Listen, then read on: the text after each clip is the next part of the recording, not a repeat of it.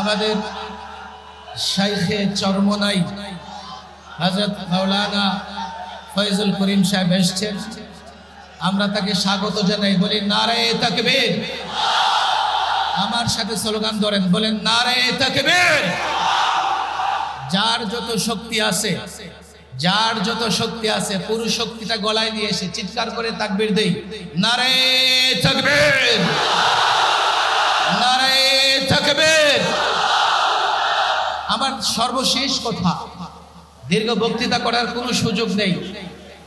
এখনো বাংলাদেশের প্রায় 50 জন শীর্ষ আলেম এই মঞ্চে উপস্থিত, যারা 1 মিনিট 2 মিনিট করে বক্তৃতা রাখবেন। সর্বশেষ কথা হেফাজতে ইসলাম নিয়ে। হেফাজতে ইসলাম সেই 13 শাপলা চত্বর থেকে রক্ত দিয়েছে। হেফাজতে ইসলামের শুরু থেকে আমরা হেফাজতের সঙ্গে কাজ করেছি। হেফাজতে ইসলাম মূলত ইসলাম হেফাজতে কাজ করে। হেফাজতে ইসলামের কোনো রাজনৈতিক অভিলাষ নাই। বাংলাদেশের সরকারি দল হোক, বিরোধী দল হোক, কোনো ভণ্ড ফেরকা হোক, যে যেখান থেকে ইসলামের মূলে কোঠারাঘাত করবার চেষ্টা করেছে, হেফাজতে ইসলাম রুখে দাঁড়িয়েছে। এই জন্য এই দক্ষিণ উপমহাদেশে মুসলমানদের ঐক্যবদ্ধ সবচাইতে বড় প্ল্যাটফর্ম হচ্ছে হেফাজতে ইসলাম।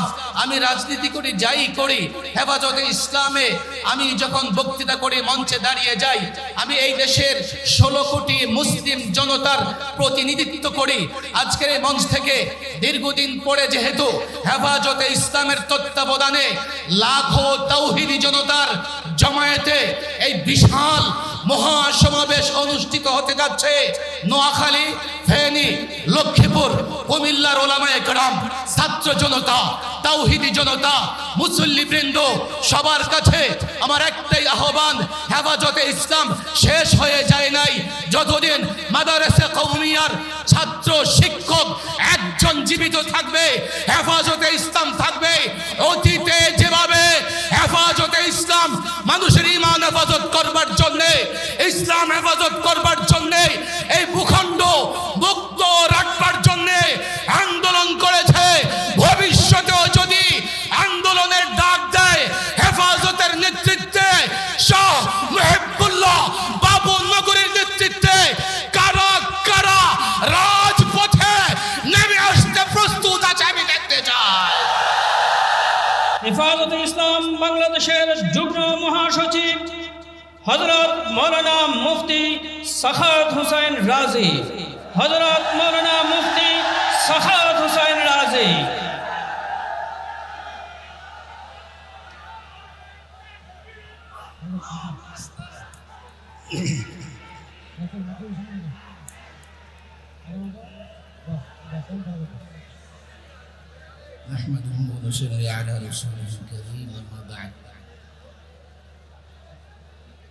আমরা একেবারে শেষ পর্যায়ে চলে এসেছি। দীর্ঘ বক্তৃতা করার সুযোগ নেই, সময় নেই। আমি সংক্ষিপ্তভাবে 3টি কথা বলতে চাই। এক, আমরা যে ডকুমেন্টারি দেখলাম তাতে স্পষ্ট আমাদের বুঝে আসছে হিজবুত তাওহীদ একটা কালো সংগঠন, অন্ধকার সংগঠন। কথা ঠিক না বেঠিক?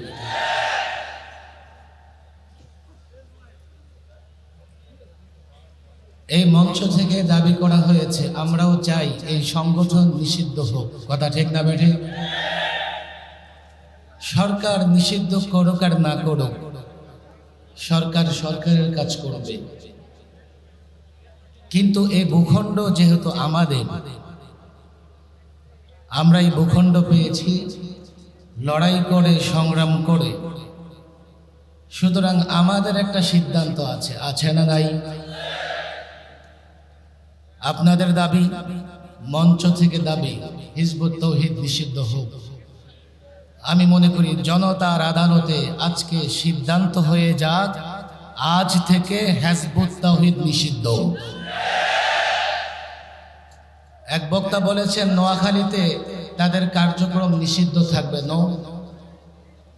যেহেতু জনতার আদালতে হিজবুত তাওহীদ নিষিদ্ধ হয়েছে, আজ থেকে বাংলাদেশের কোথাও হিজবুত তাওহীদের কার্যক্রম চলতে পারবে না, চলতে দেওয়া হবে না।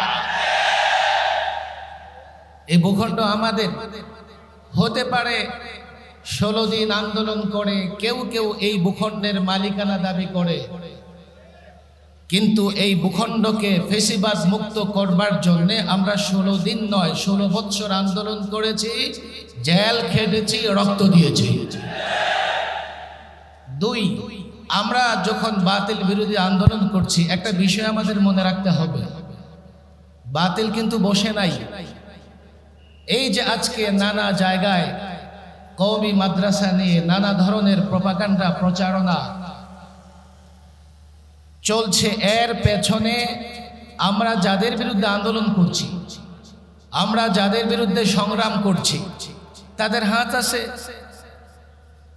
আমি নিজে বারবার এ বিষয়ে নানা পণ্ডিত ব্যক্তিদের সঙ্গে আলোচনা করে গবেষণা করে যা বুঝেছি, এই যে কওমি মাদ্রাসার বিরুদ্ধে এখন অপপ্রচার চলছে, এর পেছনে সবচাইতে বড় ষড়যন্ত্রকারী হচ্ছে ইসকন এবং উগ্র হিন্দুত্ববাদী। এরপরে কাদিয়ানি থেকে শুরু করে হিজবুত তাওহীদ, আপনারা যাদের বিরুদ্ধে কথা বলছেন, যাদেরকে নিষিদ্ধ করতে চাইছেন, তারা আপনাদেরকে জনগণের চোখে খারাপ করবার জন্য এই ষড়যন্ত্রগুলো করছে। সুতরাং আমাদের দুটা কাজ করতে হবে। এক, আমাদের আঙ্গিনায় কোনো প্রতিষ্ঠানে যাতে এই ধরনের অপবাদ দিতে না পারে আমাদের সতর্ক থাকতে হবে। দুই, আমি পরিষ্কার বলি, যদি কোথাও কোনো বাতিলপন্থী, কোনো ভণ্ড, উগ্র হিন্দুত্ববাদী, হিজবুত তাওহীদ থেকে কাদিয়ানি পর্যন্ত কোনো দল, কোনো সম্প্রদায়, কোনো মাদ্রাসায় গিয়ে মব করবার চেষ্টা করে, কোথাও অভিযোগ আসলে আঘাত করবার চেষ্টা করে, আমি বলি না একথা, কোথাও কোনো, আমি একথা বলি না,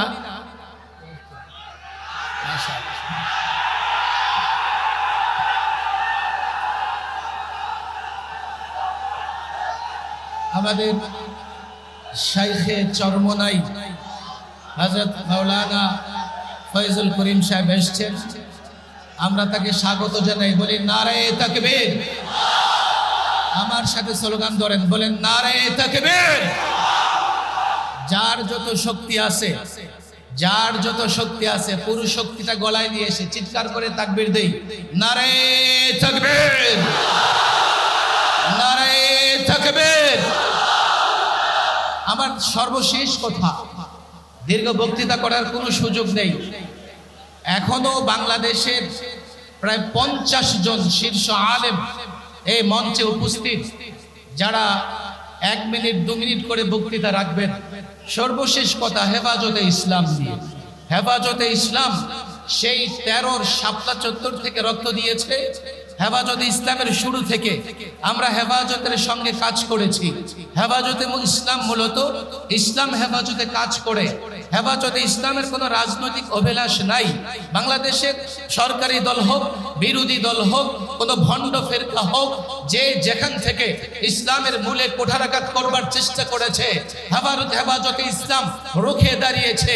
এই জন্য এই দক্ষিণ উপমহাদেশে মুসলমানদের ঐক্যবদ্ধ সবচাইতে বড় প্ল্যাটফর্ম হচ্ছে হেফাজতে ইসলাম। আমি রাজনীতি করি, যাই করি, হেফাজতে ইসলামে আমি যখন বক্তৃতা করি, মঞ্চে দাঁড়িয়ে যাই, আমি এই দেশের 16 কোটি মুসলিম জনতার প্রতিনিধিত্ব করি। আজকের এই মঞ্চ থেকে দীর্ঘদিন পরে যেহেতু হেফাজতে ইসলামের তত্ত্বাবধানে লাখো তাওহীদি জনতার জমায়েতে এই বিশাল মহাসমাবেশ অনুষ্ঠিত হতে যাচ্ছে, নোয়াখালী, ফেনী, লক্ষ্মীপুর, কুমিল্লার ওলামায়ে কেরাম, ছাত্র জনতা, তাওহীদি জনতা, মুসল্লিবৃন্দ, সবার কাছে আমার একটাই আহ্বান, হেফাজতে ইসলাম শেষ হয়ে যায় নাই। যতদিন মাদারেসে কওমিয়ার ছাত্র শিক্ষক একজন জীবিত থাকবে, হেফাজতে ইসলাম থাকবে। অতীতে যেভাবে হেফাজতে ইসলাম মানুষের ঈমান হেফাজত করবার জন্য, ইসলাম হেফাজত করবার জন্য, এই ভূখণ্ড মুক্ত রাখবার জন্য আন্দোলন করেছে, ভবিষ্যতেও যদি আন্দোলনের ডাক দেয় হেফাজত